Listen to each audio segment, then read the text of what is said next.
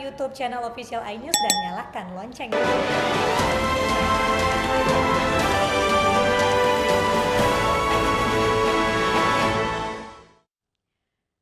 Kembali di iNews Malam, pemirsa, pabrik cat di kawasan industri Bundar Cikupa, Kabupaten Tangerang ludes terbakar. Tidak ada korban jiwa karena saat kejadian aktivitas pabrik sudah tutup.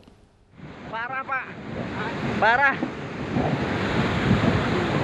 Video amatir warga merekam ledakan dan kobaran api yang melahap pabrik cat di kawasan industri Bundar Cikupa. Banyaknya bahan yang mudah terbakar membuat api cepat membesar. Sejumlah petugas pemadam kebakaran dari Kabupaten Tangerang yang tiba di lokasi langsung berjibaku menjinakkan si jago merah. Belum diketahui pasti penyebab kebakaran. Hingga malam ini, petugas pemadam masih terus berusaha memadamkan api.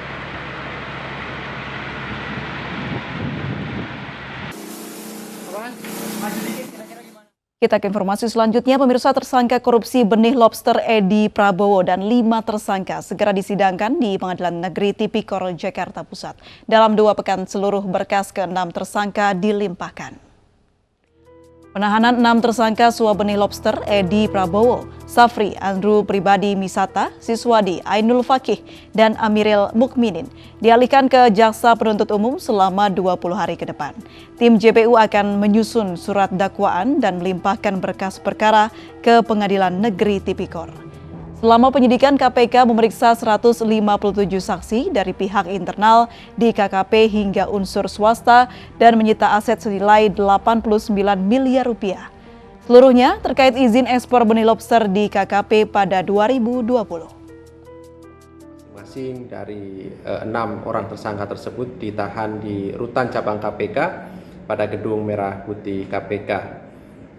Dalam waktu 14 hari kerja ke depan, tim penuntut KPK akan segera menyusun surat dakwaan dan melimpahkan berkas perkara dimaksud kepada Pengadilan Tindak Pidana Korupsi di Pengadilan Negeri.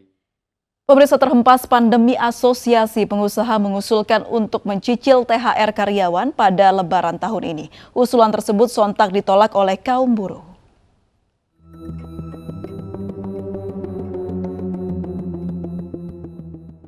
Setahun pandemi menghantam negeri berakibat pada banyaknya pengusaha dipaksa gulung tikar dan para karyawan serta buruh dirumahkan.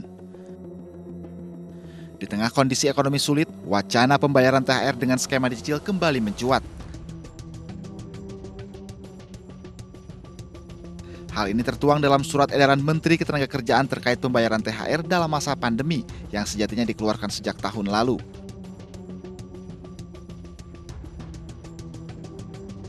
Pengusaha meminta pemerintah memberikan kebijakan yang berkeadilan lantaran masih banyak pelaku usaha yang belum berkegiatan usaha secara maksimal sejak dihantam pandemi. Sementara pihak buruh menolak wacana skema pembayaran THR dengan cara dicicil. Tapi buruh juga susah, rakyat juga susah. Nah sekarang kalau dipukul lagi daya belinya dengan tidak memberikan THR 100% dan dicicil, di tengah harga-harga yang melonjak tinggi, cabai sudah 1 kg 150.000, telur 24.000 1 kg. Terus di mana peran pemerintah? Menanggapi wacana pembayaran THR dengan dicicil, DPR berharap pemerintah tidak membuka opsi tersebut. Karena THR menjadi harapan besar masyarakat di kala pandemi menghantam perekonomian mereka. Pandemi seperti ini menyebabkan situasi ekonomi masyarakat itu sangat terganggu. Dan selama ini mereka sudah merasakan kekurangan sana-sini.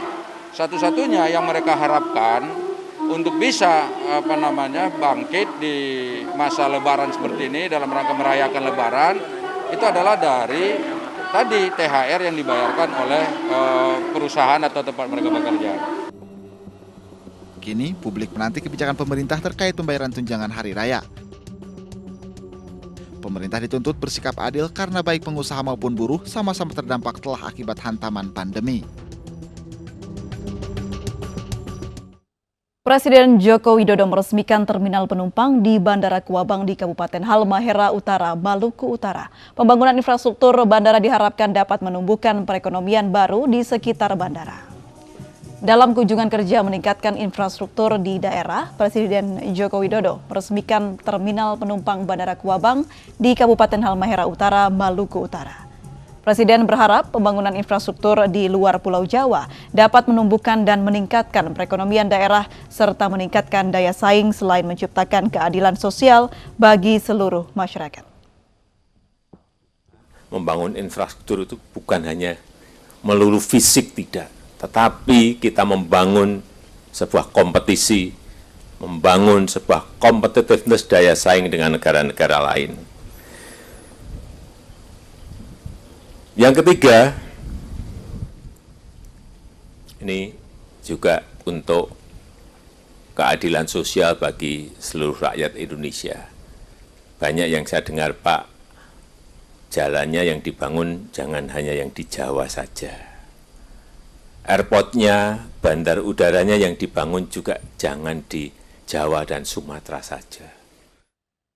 Pemirsa, Kementerian Koordinator Bidang Perekonomian menerima 1 alat Ginos J19 sebagai alat pendeteksi COVID-19 dari Kementerian Riset dan Teknologi. Alat produksi peneliti dari Universitas Gadjah Mada ini didorong untuk digunakan pelaku usaha sektor industri dalam upaya mencegah penularan COVID-19.